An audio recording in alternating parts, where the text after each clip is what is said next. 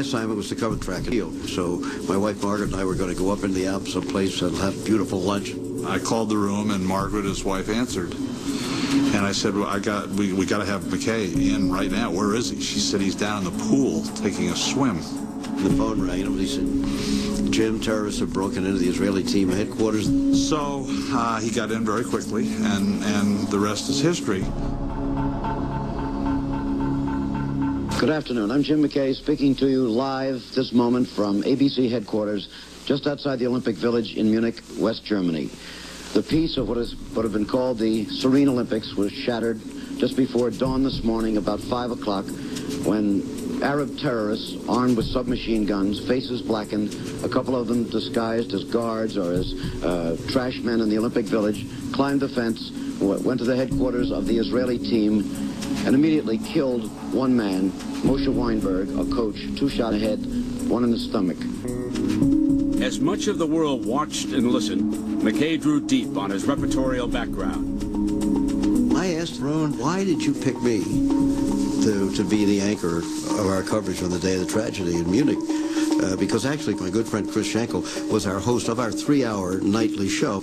But with all due respect to Chris, I just thought that this was going to require the same skills that had made Jim what he was on Wide World of Sports. And you didn't know what might happen, but you knew that it was going to be a dramatic human story with journalistic elements to it. This is building number 31. And we're moving in now on the windows behind which, at this moment, 8 or 9 terrified living human beings are being held prisoner. For a nation that would not know cable television and 24-hour news coverage for more than a decade, McKay became the central voice of the crisis.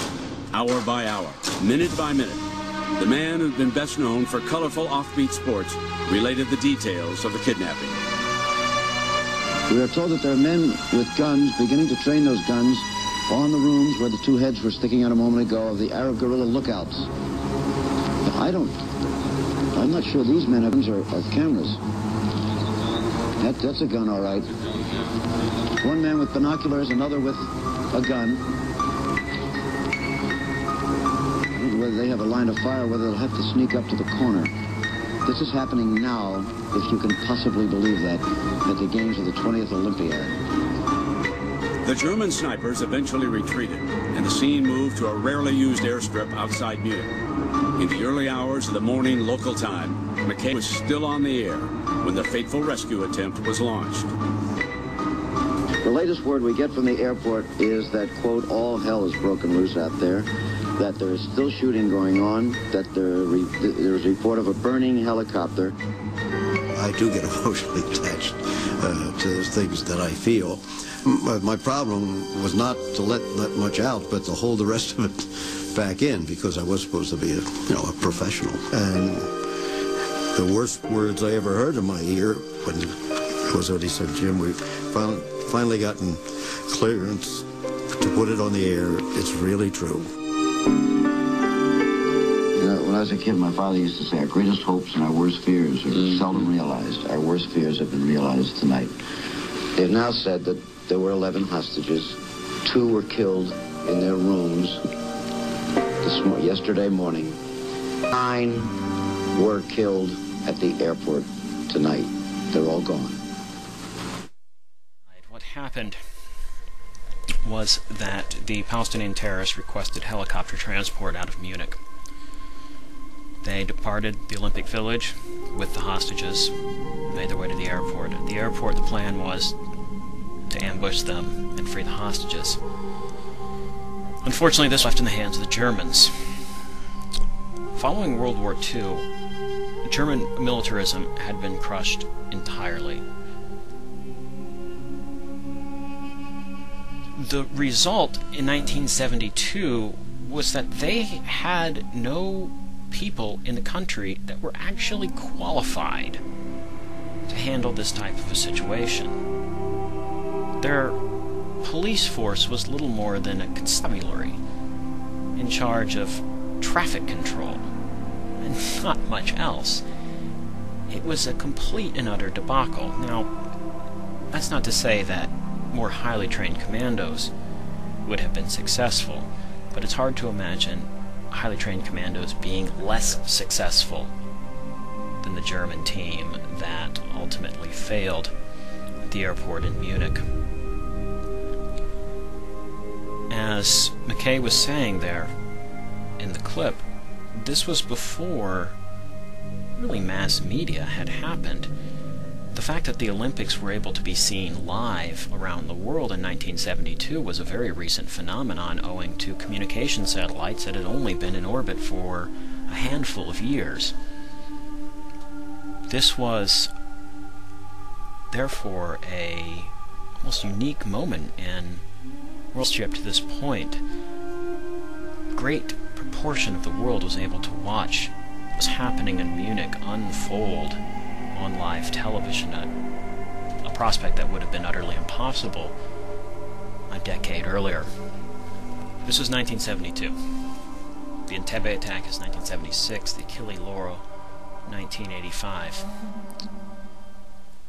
In 1987, the Palestinian Liberation Organization, in a sense, lost control of the resistance. Because 1987 is the beginning of what was known as the Intifada. It is an Arabic word, and it means uprising or shaking off. We have a very evocative poster here, a Palestinian poster, which shows the West Bank and Gaza with extraordinarily sharp spikes emanating from them, driving through the boot of what is meant to be an Israeli soldier, as evidenced by the Star of David there on the boot. The Intifada was not organized. It was not directed from the top down. It was rather a almost organic eruption of violence after 20 years of occupation in Gaza, and especially in the West Bank. In the midst of this Intifada, a new liberation organization, resistance organization, was founded, much more militant than either Fatah or the PLO. That organization is Hamas, the Islamic resistance movement. Hamas is quite a different animal than the Palestinian Liberation Organization. Take a look at their logo, for lack of a better word here. We see some similarities with the Palestinian Liberation Organization logo. We have the red, black, green, and white Palestinian flag. We see an outline of what is the entirety of the state of Israel and the West Bank and Gaza, signifying that this organization is the removal of Jews entirely from Israel, what they would call Palestine. We also see the Dome of the Rock. The Dome of the Rock built the Umayyad Caliphs in the 7th century. The Dome of the Rock, which sits on top of the Temple Mount in Jerusalem, the site from which Muhammad embarked on his night journey. This is important because Fatah and the PLO were essentially secular organizations. If anything, they were Marxist. They had their basis of their ideology was a kind of liberation ideology which first found expression in Southeast Asia, in India, in North Africa, kind of anti-colonialism. Hamas, on the other hand, is an avowedly Islamic organization.